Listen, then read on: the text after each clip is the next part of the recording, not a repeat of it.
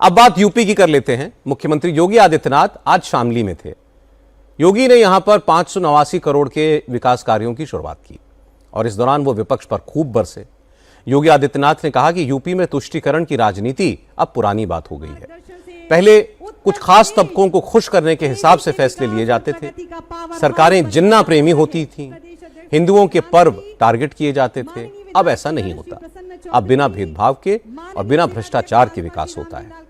अब यूपी में हर धर्म, हर मजहब का सम्मान होता है।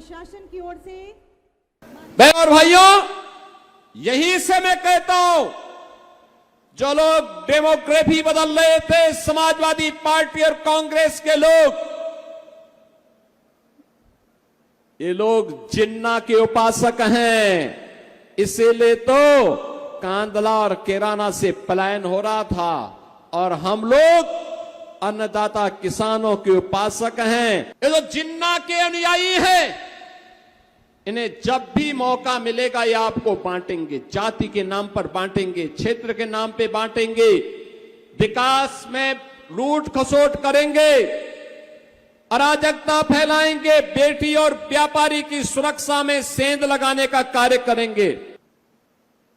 और आज जब मैं आता हूं, मुझे लगता है जो हम लोगों ने संकल्प लिया था अपराध और अपराधियों के प्रति जीरो टॉलरेंस की नीति के तहत कार्य करने का, और जो संकल्प लिया था कि माफिया और अपराधी के लिए जगह यूपी की धरती में या तो जेल में होगा या उसको जहन्नुम पहुंचा करके रहेंगे।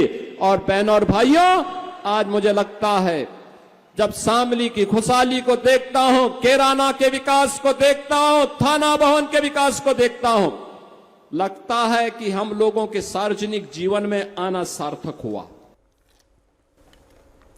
इसके बाद योगी ने शामली का पुराना दौर याद दिलाया। कहा, एक वक्त लोग शामली के नाम से डरते थे। पलायन, दंगा ये इस जिले की पहचान बन चुके थे। गुंडे माफिया के सामने पुलिस और सरकार सरेंडर कर देती थी। सुरक्षा की गारंटी नहीं थी। अब वक्त बदल गया है। अब दंगाई और अपराधियों का सीधे जहन्नुम का टिकट कटता है। शामली आज से 10 वर्ष पहले लोगों के लिए कोहतुल का विषय बना हुआ था। लोग इस बात को ढूंढते थे कि शामली जिला है कहां, जो इतना दहशत और भय का प्रतीक बना हुआ है।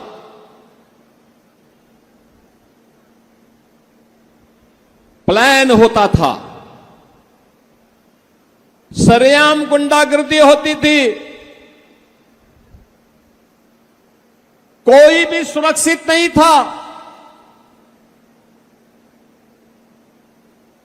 केराना का पलायन, कांदला का पलायन, एक शरारत के तहत यहां की डेमोग्राफी को बदलने की जो साजिशें हो रही थी, विकास कार्य ठप पड़ा हुआ था।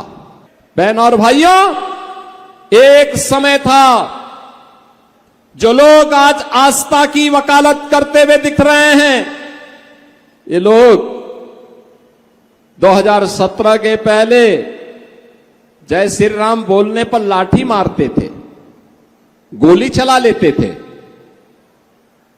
गोली चलाते थे, कावड़ यात्रा को प्रतिबंधित करते थे, श्री कृष्ण जन्माष्टमी के आयोजन को रोकते थे, रामनवमी की शोभा यात्रा नहीं निकलने देते थे, धार्मिक स्थलों की संपत्ति पर कब्जा करते थे। बहनों और भाइयों, आज मैं कह सकता हूं, आज कावड़ यात्रा को कोई रोकता नहीं। आज तो शानदार कावड़ यात्रा चल रही है। सुरक्षा सरकार उसके साथ खड़ी है, प्रशासन उनकी सेवा में खड़ी है, उद्यमी, व्यापारी और स्वयंसेवी संगठन उनकी सेवा के लिए खड़े रहते हैं। योगी ने अपराध पर जीरो टॉलरेंस की जो बात कही है, वो आज शिकोहाबाद में दिखाई दी। शिकोहाबाद में यूपी पुलिस ने 2 बदमाशों का एनकाउंटर करके उनको ढेर कर दिया। इन दोनों बदमाशों ने पुलिस पर गोली चलाने की हिमाकत की और पुलिस ने दोनों को सीधे वाकई जहन्नुम भेज दिया। इनके नाम थे बदमाशों के अंकित उर्फ सिट्टू और सुमित। दोनों के खिलाफ 1 दर्जन से ज्यादा मुकदमे दर्ज हैं। 14 दिनों पहले इन दोनों ने इटावा के एक डॉक्टर के साथ चेन स्नैचिंग की वारदात को अंजाम दिया था और तब से एसओजी इनके पीछे लगी हुई थी। पुलिस को दोनों के ट्रेन से झारखंड भागने का इनपुट मिला। शिकोहाबाद स्टेशन पर इनकी घेराबंदी कर ली गई। पुलिस जैसे ही ट्रेन में इन्हें पकड़ने के लिए चढ़ी, इन्होंने एक बच्ची को अपनी ढाल बना लिया, पुलिस पर गोलियां चलाई और फिर वहां से एक बाइक लेकर फरार हो गए। लेकिन पुलिस ने तब भी इनका पीछा नहीं छोड़ा। दोनों बदमाशों की गन्ने के एक खेत में घेराबंदी कर ली गई। दोनों ओर से फायरिंग हुई और इसमें दोनों बदमाश मारे गए। इनकाउंटर में पुलिस के 2 जवान भी घायल हुए। लोग जैसे ट्रेन में घुसे तो जो है अपराधी भागने का प्रयास किए। भागने के क्रम में उन लोगों ने एक बच्चे को ले लिया और ये कहा कि आप लोग पीछे हट जाओ वरना गोली मार दूंगा, आप लोग अवगत हैं। उसके बाद जो है बच्चे को फेंकते हुए उन्होंने एक मोटरसाइकिल छिनैती की और छिनैती करके भागा।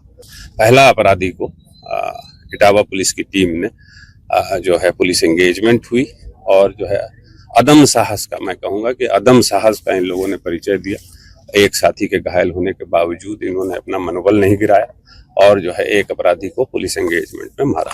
दूसरा अपराधी आप देख रहे होंगे 2 किलोमीटर तक इन लोगों ने पीछा किया।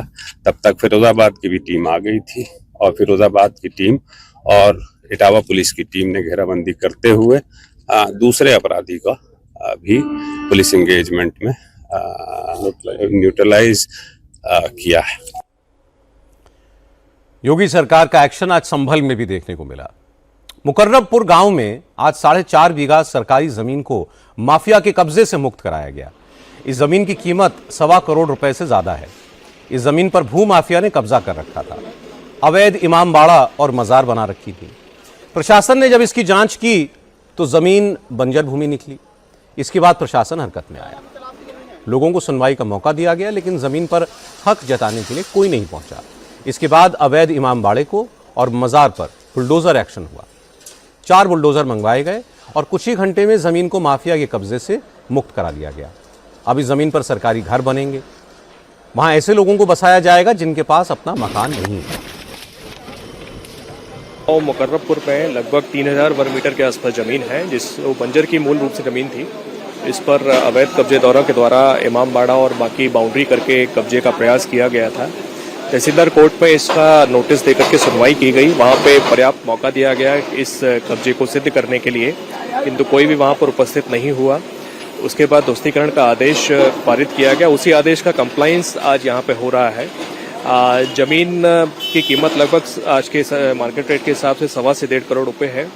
जमीन आबादी के बीच है, तो शासन की मंशा के अनुसार हमारा प्रयास रहेगा कि यहाँ के भूमिहीन परिवारों को इस जमीन पर बसाया जाए, जिससे न केवल इस जमीन की सुरक्षा हो पाए बल्कि शासन की मंशा के अनुरूप वो लोग अपना सम्मानपूर्वक जीवन भी व्यतीत कर पाए।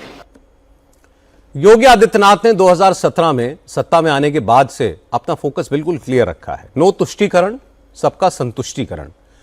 लॉ एंड ऑर्डर पर योगी की 0 टॉलरेंस की पॉलिसी के परिणाम भी देखने को मिल रहे हैं। उत्तर प्रदेश में माफिया पर, दंगाइयों पर लगाम लगी है।